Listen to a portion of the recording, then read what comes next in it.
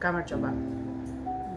ერთ წიგნზე მინდა გიამბოთ, რომელიც სულ ახალ წავიკითხე და რაღაც ძლიერი შთაბეჭდილება მოახდინა ჩემზე. და ვიდრე ცინცხალია ეს შთაბეჭდილება, მინდა რომ თქვენც გაგიზიაროთ. ვერ ვიტყვი რომ ესეთი ვაღი, მსუბუქი წასაკითხი პირიქით, მაგრამ ძალიან საჭირო.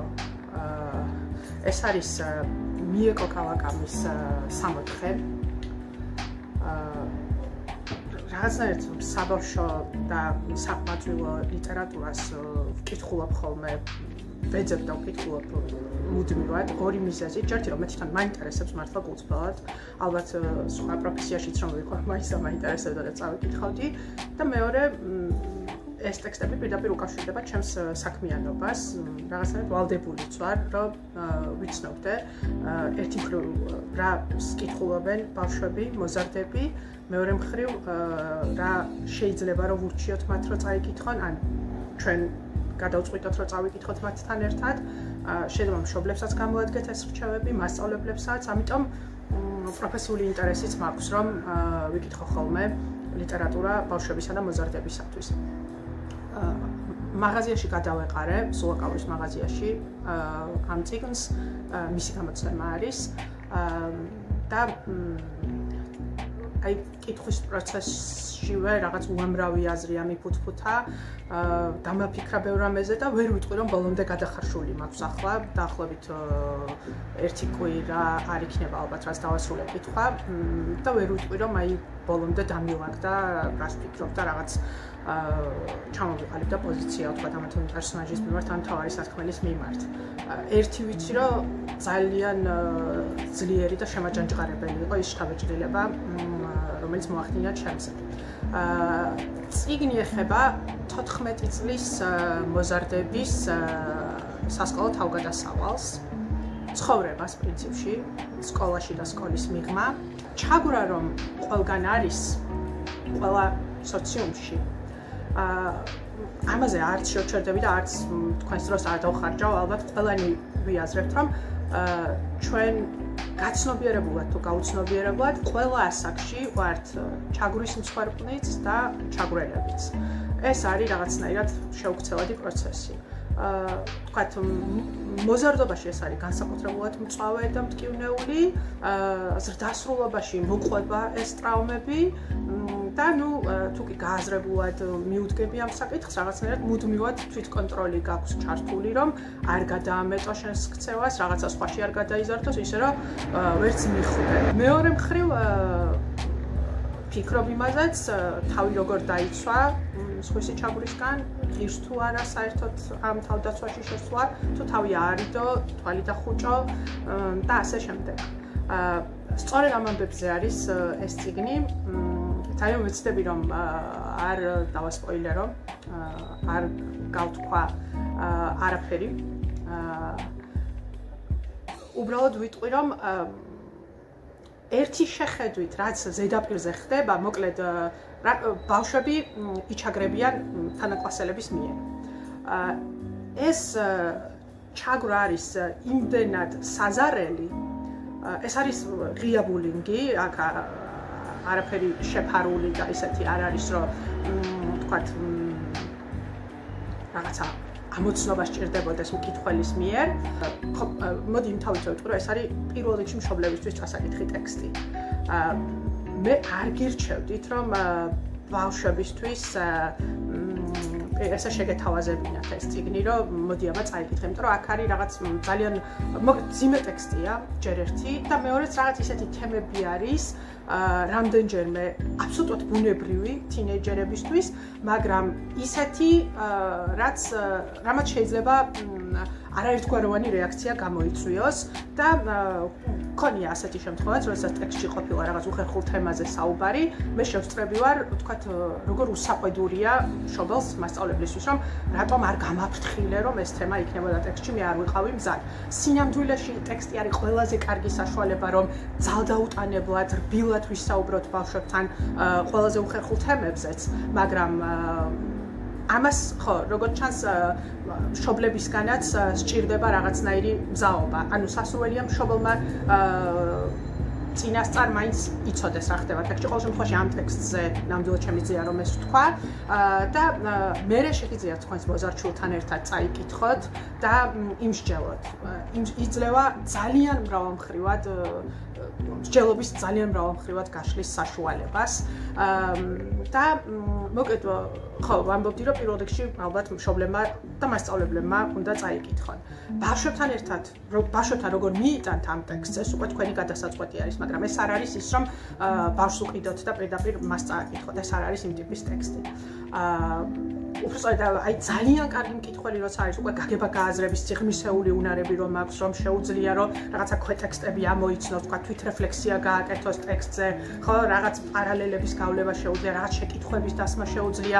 ასეთ მკითხველს შეგიძლიათ რომ შესთავაზოთ და შემდეგ მაინც მისი აზრი მოსვა. რეფლექსიის გარეშე როგორც ნებისმიერი ტექსტი, ეს ტექსტიც დაიკარგება და არადა შეიძლება ძალიან ძვირფასი გამოცდილება მოიყანოს თქვენთვის, როგორც მშობლისთვის, თქვენთვის, როგორც მასწავლებლისთვის და ბავშვთან ერთად ამის წაკითხვის პროცესში შეიძლება რაღაც ისეთი შრეები აითალოს, ფაქიზი შრეები, რასაც ვერ ეხებოდით ან არც იცოდით რომ არსებობდა. აი ამ შრეებს მინდა რომ დაუბრუნდე, რაღაცა ორი შრე ტრიალებს ტექსტში. ერთი მხრივ ეს არის ნუ აშკარა ღია ძალადობა და საზარელია და რაღაცა ფიქრობ იმაზეც, რომ რა შეიძლება, აი ბავშვები ხო ჩვენთვის ყველაზე ძვირფასნი არიან, მოზარდებიც ხო, რა შეიძლება მომწიფდეს, რა დაუნდობელი რაღაცები შეიძლება მომწიფდეს ჩვენთვის ძვირფასი ადამიანების გონებაშიც, თუ კი მათი განვითარებისთვის არაფერს ვაკეთებთ და ეს რაღაცა თვითდინებით ვითარდება, იზრდებიან უბრალოდ და არა აღიზრდებიან. რაღაცა შემზარავია ის ფაქტები, რაც არის აქ აღწერილი. მაგრამ მეორე შრე და არანაკლებ საინტერესო, შეიძლება უფრო მეტადაც რაღაცნაირად დამთრგუნველი არის რას გრძნობენ ეს ადამიანები, ჩაგრულები და როგორ ინტერპრეტაციას ახდენენ, რატომ არიან ჩაგვრის მსხვერპლი. ეს არის ალბათ ყველაზე საინტერესო პასაჟი. როგორი რეაქცია აქვთ და როგორი ინტერპრეტაცია აქვთ, ანუ მათ გონებაში როგორ იხსნება ის, რომ სწორედ ისინი გახდნენ აი ასეთი დამოკიდებულების ობიექტნი.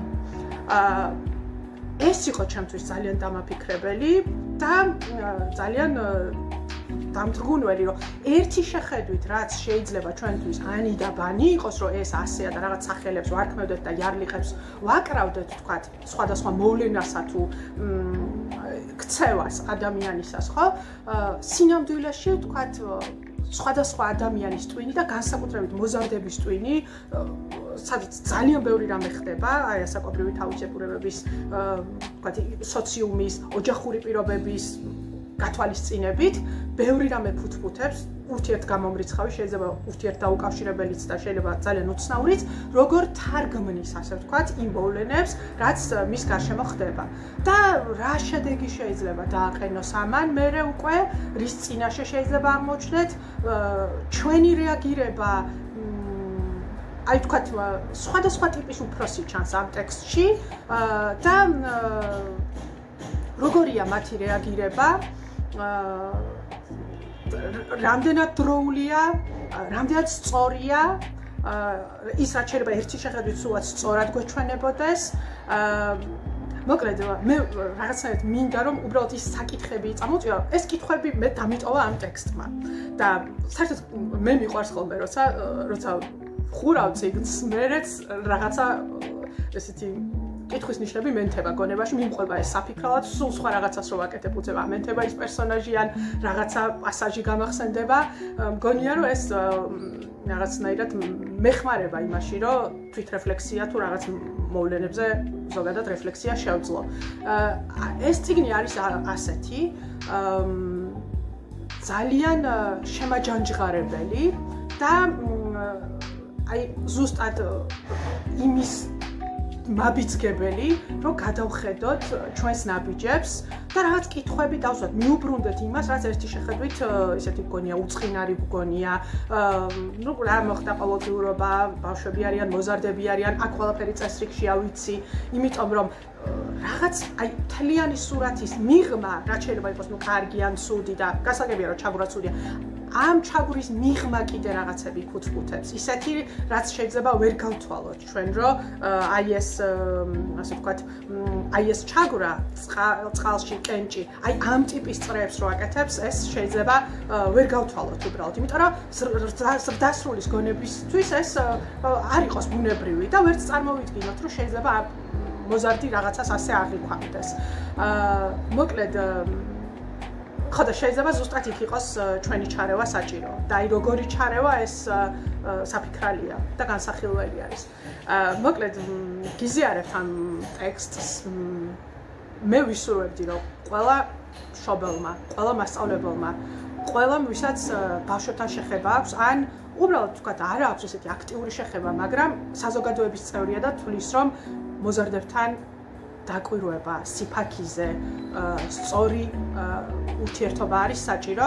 მგონია რომ ყველა უფროსმა უნდა წაიკითხოს და რაღაცნაირად დაფიქრდეს. აი რა იმპულსებს წამოიღებს, რა შეგრძნებს წამოიღებს, ეს შეიძლება იმ წამსვე არ მოხდეს. შეიძლება ამას რაღაც გარკვეული დრო დასჭირდეს და თუ გინდათ რა ვიცი, მე ამ ვიდეოს კომენტარებში გამიზიარებთ, ძალიან მაინტერესებს თქვენი შთაბეჭდილებები, ვიმსჯელოთ. თუმცა საინტერესოა ხოლმე სხვა მკითხველების აზრის მოსმენა, ძალიან ღირებული და ძვირფასი არის ხოლმე აი ეს ინტერაქციული რეჟიმი. ვისურვებთ, რომ საინტერესო და სასარგებლო იყოს ის შთაბეჭდილება, რომელსაც ეს წიგნი მოგიტანთ. ნავადროებით.